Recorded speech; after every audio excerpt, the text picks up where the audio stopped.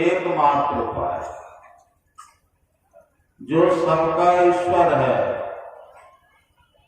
करोड़ों ब्रह्मा से बढ़कर है, करोड़ों विष्णु से बढ़कर है, करोड़ों शंकर से बढ़कर है, ये रामचरितमानस उत्तरकांड में है।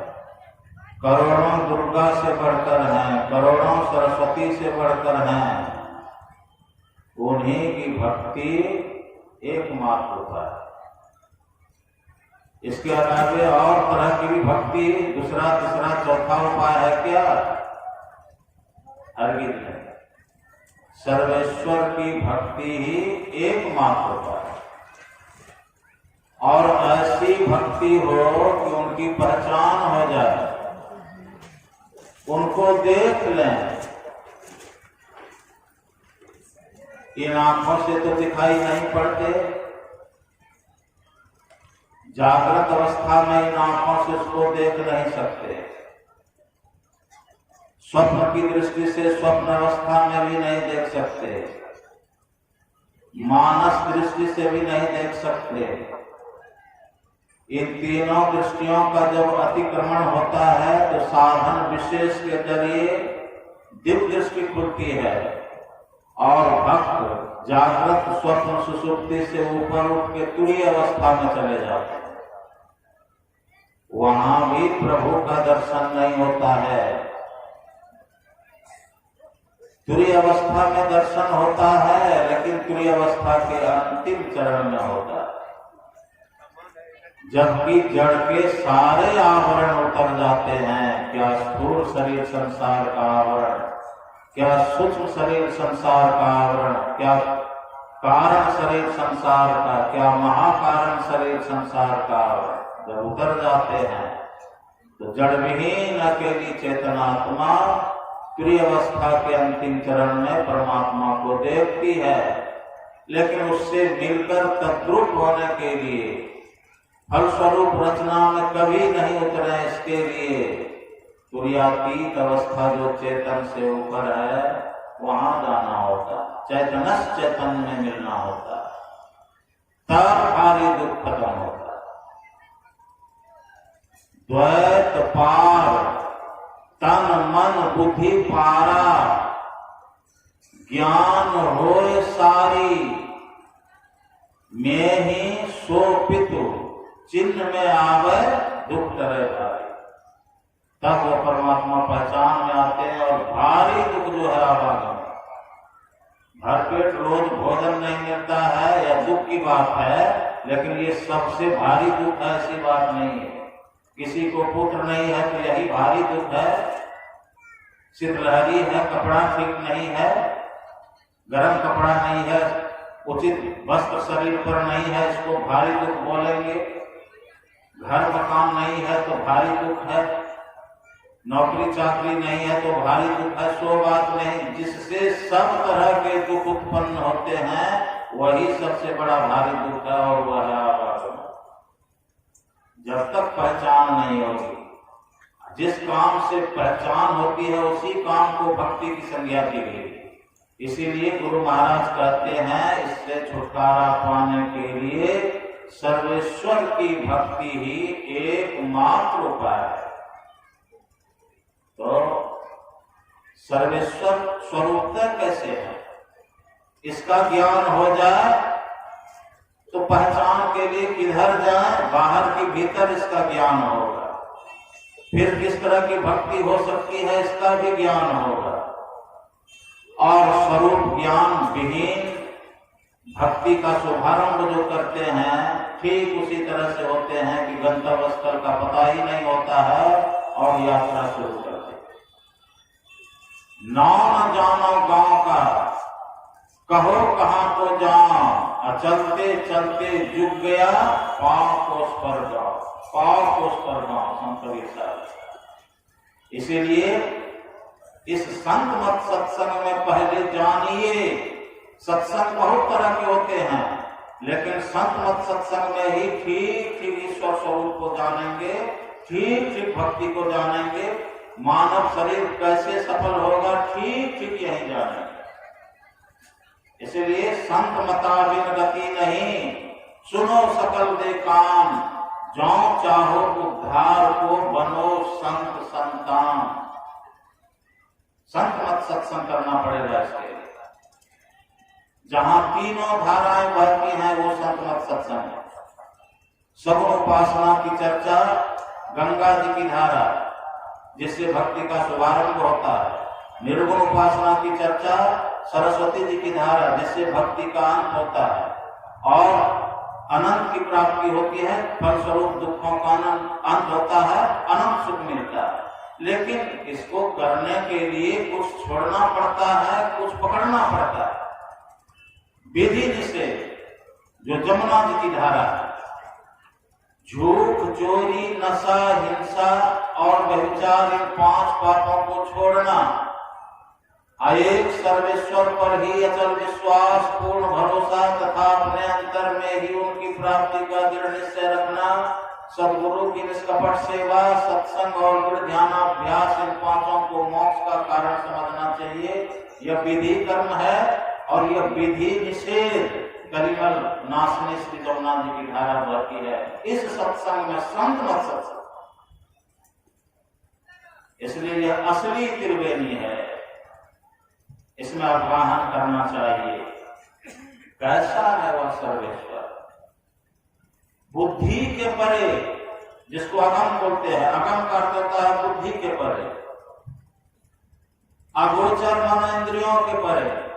कबीर साहब की वाणी हम लोग सुन रहे थे, बाबा अगम अगोचर कैसा, ताते कहीं समझाओ ऐसा। कोई पूछता है कि कैसा है तो उसको इस तरह से समझाता हूं, या तुमसे भी कोई पूछे तो इस तरह से समझाओ कैसा है। बिल्कुल छोटा छोटा थर्मामीटर देते हैं संत कबीर साहब। जो दिशा सो तो है नहीं, जो दिखाई पड़ता है वह परमात्मा नहीं है। सोच लीजिए कहां कहां देखते हैं इन आंखों से, वह परमात्मा नहीं। अच्छा तो है कैसा? तो है सो कहा न जाए, वाणी का विषय नहीं, अकथनीय है। तो कुछ तो कहिए, का इशारे में कहूंगा। सैना बयना कहीं समझाना गूंगे का गुरु भाई, गूंगे का गुरु भाई बन के कहूंगा इशारे में। अथवा गूंगा को गुड़ खिला दीजिए, पूछिए कैसा लगा, तो इशारे में बोलेगा।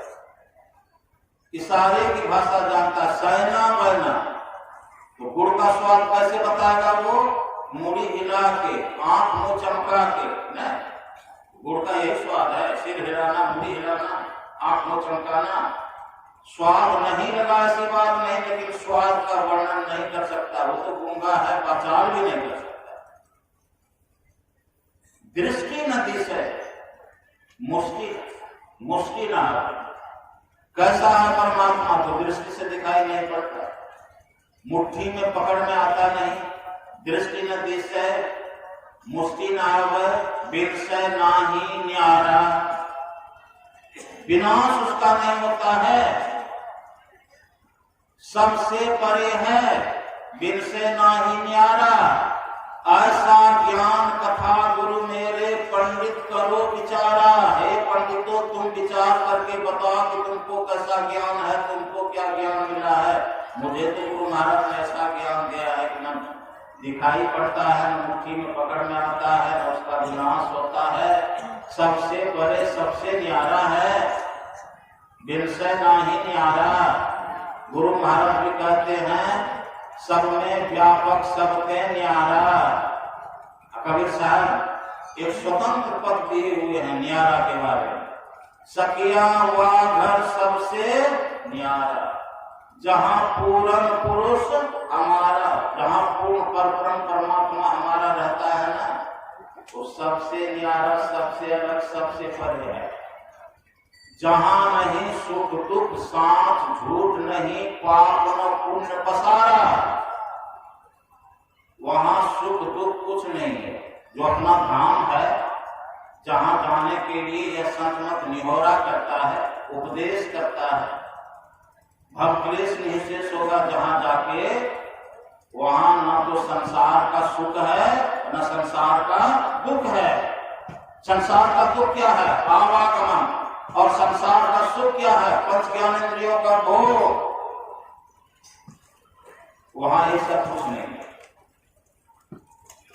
सच झूठ नहीं, सत्य भी नहीं है, असत्य भी नहीं है। कैसा है वो परम धाम? सत्य असत्य हो के पार में। ये हम लोग कहते हैं, जहां नहीं सुख दुख, साथ झूठ नहीं, पाप न पुण्य पसारा। पाप पुण्य का पसार भी नहीं है। पाप पुण्य कहां से कहां तक है? इस धरती पर पाप करते हैं और नरक जाते हैं भोगने के लिए। धरती पर पुण्य करते हैं और स्वर्ग जाते हैं भोगने के लिए। यानी इस मर्त लोक से नरक स्वर्ग तक पाप पुण्य का पसार है। लेकिन वो अपना जो न्यारा परमात्मा धाम है, जहाँ जाना है, जहाँ जाके दुखों से छुट्टी मिलेगी, वहां इस सब का पसार है। पाप न पुण्य पसार है, कुछ नहीं। जहां नहीं सुख दुख, सांस झूठ नहीं, पाप न पुण्य पसारा।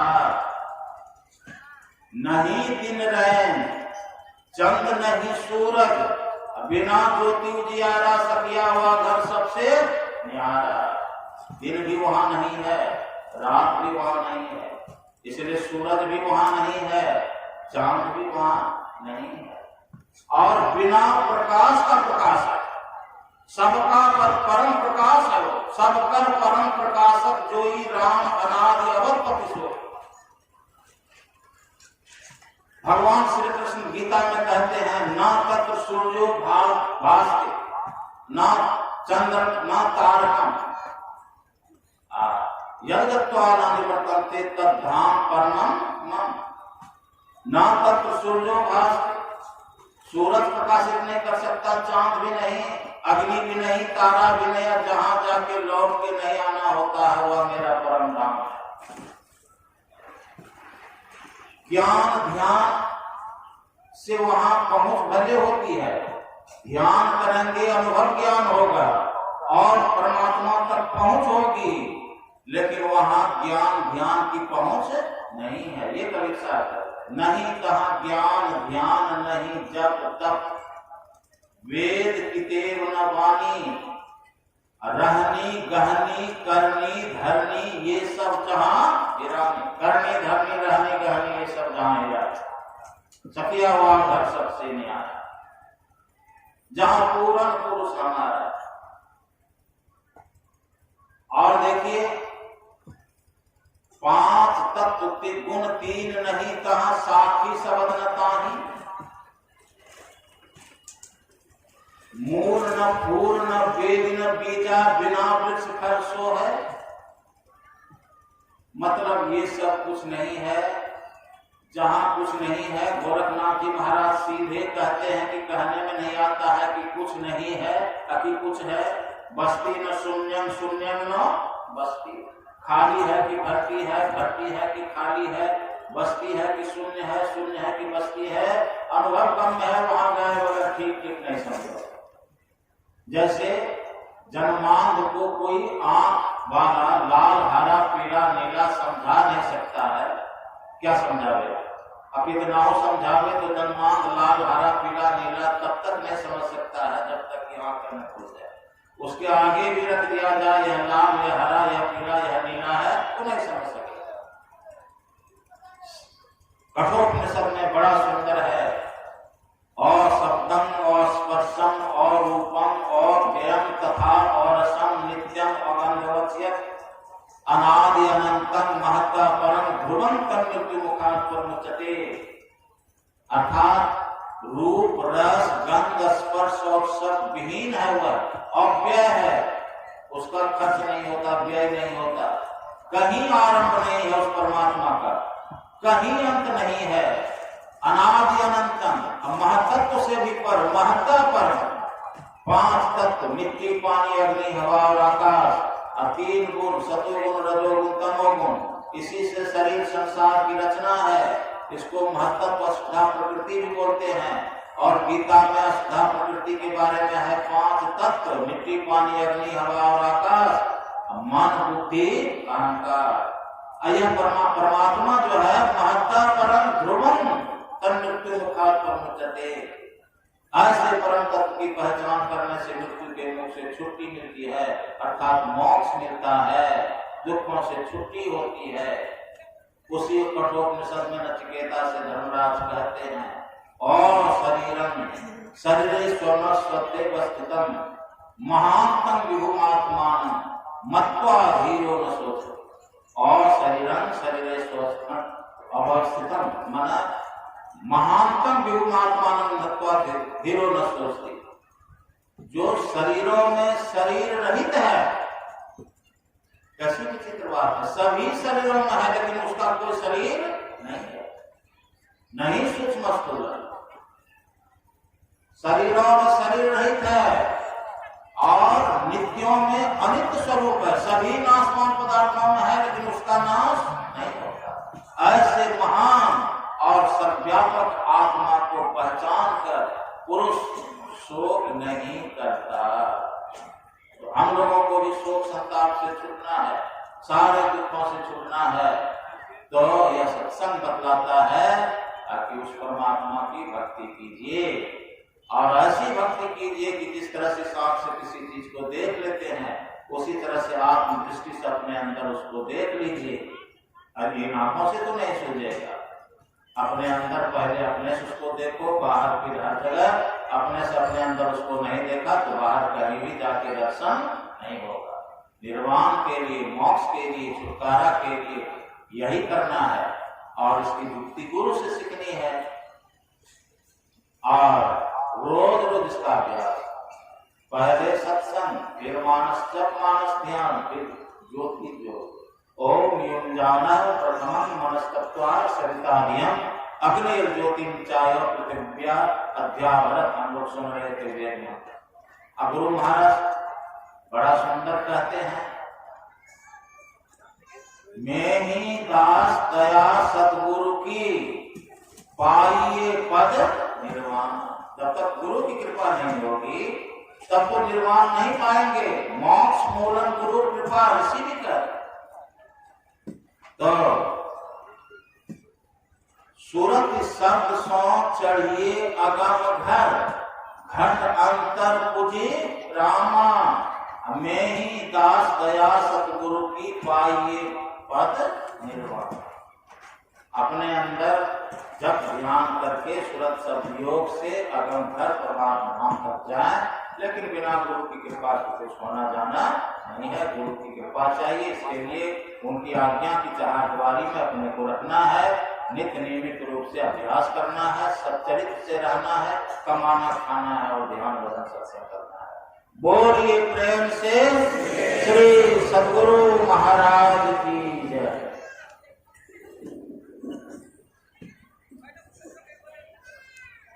हेलो।